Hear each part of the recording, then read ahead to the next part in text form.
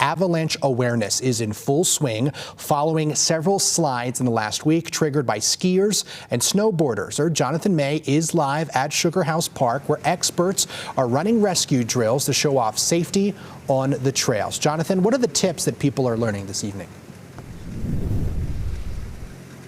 Well, Jordan, overall, just the general safety awareness of the dangers of avalanches. Right now, it looks like they're packing up for the day, but it's been a day one of overall of Avalanche Awareness Week. Here's the sights and sounds of today.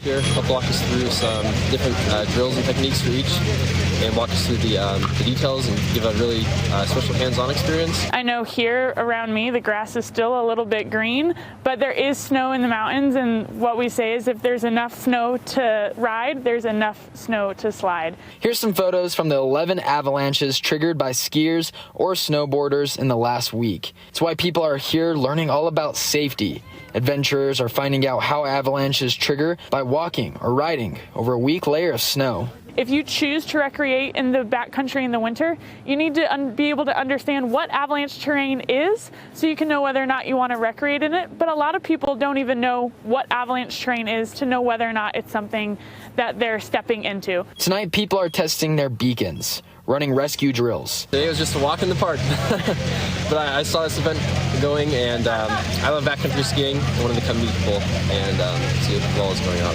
All possible because the Utah legislature passed HB 380 in 2019. To designate the first week of December annually as Avalanche Awareness Week. And this week is so important to us because it gives us the opportunity to just double, triple down on all the things that we're already doing throughout the season.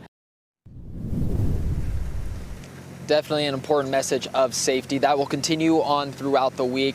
Like tomorrow, they'll head up to Logan for their next awareness event. Reporting live from Sugar House Park, Jonathan May, ABC4 News. Obviously very important during this season, Jonathan. Thanks for having boots on the ground there at Sugar House Park.